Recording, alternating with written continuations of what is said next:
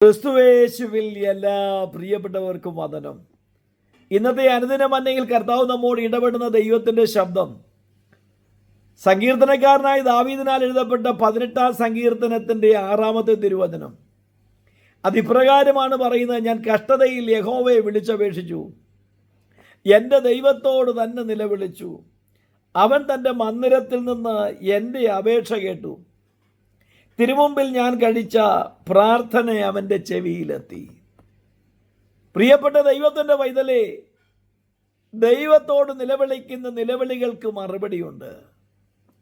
ദൈവത്തോട് നിലവിളിക്കുന്ന നിലവിളികൾക്ക് തക്ക സമയത്ത് മറുപടി തന്ന് തൻ്റെ ഭക്തന്മാരെ ആദരിക്കുന്ന ദൈവപ്രവൃത്തിയെക്കുറിച്ച് നമുക്ക് ഉറപ്പു തരികയാണെങ്കിൽ, തൻ്റെ ജീവിതത്തിൽ ദാവീദ് അത് രുചിച്ചറിഞ്ഞതുകൊണ്ട് നമ്മോട് പറയുകയാണ്: പ്രിയപ്പെട്ട ദൈവ പൈതലേ, ഏത് ജീവിതത്തിൻ്റെ കാഠിന്യമേറിയ അനുഭവത്തിലൂടെ കടന്നു പോകുകയാണോ, ശാരീരികമായോ മാനസികമായോ ഏത് വിധത്തിലും നിങ്ങൾ ഭാരത്തോടെ ആയിരിക്കുന്നെങ്കിൽ, നമ്മെ പുറത്തു കൊണ്ടുവരുവാൻ, നമുക്ക് വേണ്ടി അത്ഭുതം ചെയ്യുവാൻ ദൈവത്തിൻ്റെ കരം ശക്തിയുള്ളതാകുന്നത് കൊണ്ട് ദൈവത്തെ വിളിച്ചപേക്ഷിക്കുക, ദൈവത്തോട് നിലവിളിക്കുക.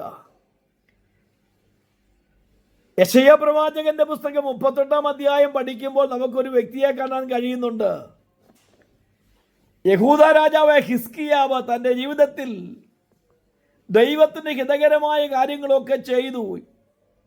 ദൈവത്തെ പ്രസാദിപ്പിക്കുവാൻ തന്നാലാവും വിധം താൻ കാര്യങ്ങളൊക്കെ ചെയ്തു. ദേശത്ത് പ്രബലമായിരുന്ന ബിംബാരാധനയെ വെട്ടിക്കളഞ്ഞ് യഹോവയുടെ ആരാധന ദേശത്ത് വെളിപ്പെടുത്തുവാനിടയായി. നിർത്തൽ ചെയ്ത പെസഹ വീണ്ടും ആരംഭിക്കുവാൻ ഇടയാക്കി.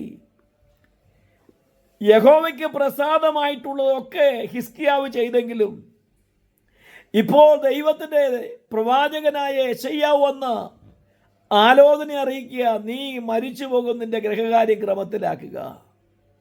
കേട്ട ദൈവിക ദൂത് വളരെ ആഴമുള്ളതും ഉറപ്പായിട്ടുള്ളതുമാകുന്നത് തിരിച്ചറിഞ്ഞ ഹിസ്കിയാവ് അവൻ ചുമരിന് നേരെ മുഖം തിരിച്ചുകൊണ്ട് ദൈവത്തോട് നിലവിളിച്ചപ്പോൾ, അവൻ ദൈവസന്നിധിയിൽ തന്നെ സമർപ്പിച്ച് നിലവിളിച്ചപ്പോൾ, ദൈവത്തിൻ്റെ അരുളപ്പാട് ദൂതറിയിച്ച പ്രവാചകനെ കൊണ്ട് തന്നെ മടക്കി രാജാവിൻ്റെ അടുക്കൽ അയച്ച് ദൈവത്തിൻ്റെ ആലോചനയാൽ അവന് 15 സംവത്സരം കൂടെ നീട്ടിക്കൊടുക്കുന്ന ദൈവത്തിൻ്റെ പ്രവൃത്തിയെക്കുറിച്ച് വെളിപ്പെടുത്തി ഉത്തരം നൽകിയെങ്കിൽ, പ്രിയ ദൈവ പൈതലേ, നിന്റെ പ്രാർത്ഥനയ്ക്ക് മറുപടിയുണ്ട്. പ്രിയ സഹോദര സഹോദരി, നിന്റെ കരച്ചിലിന് മറുപടിയുണ്ട്.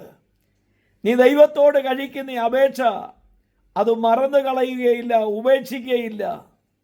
നിന്നെ ആദരിക്കുവാൻ, മാനിക്കുവാൻ തക്ക സമയത്ത് ദൈവത്തിൻ്റെ അത്ഭുതകരമായ കരം നീട്ടി നമ്മെ അനുഗ്രഹമാക്കും. അതുകൊണ്ട് ധൈര്യത്തോടെ ദൈവത്തിന് മുഖത്തേക്ക് നോക്കുക. പതറണ്ട, തളരണ്ട, കഷ്ടതയിൽ ക്ഷീണിച്ചു പോകേണ്ട. കർത്താവിനെ വിളിച്ചപേക്ഷിക്കുക. ഏതവസ്ഥയിൽ നിന്ന് നമ്മെ പുറത്തു കൊണ്ടുവന്ന് നമ്മെ മാനിപ്പാൻ, അനുഗ്രഹിപ്പാൻ അവൻ്റെ ബലമുള്ള കരത്തിൻ കീഴിൽ താണിരിക്കാം. നല്ലൊരു ദിനം ആശംസിക്കുന്നു. God bless you all.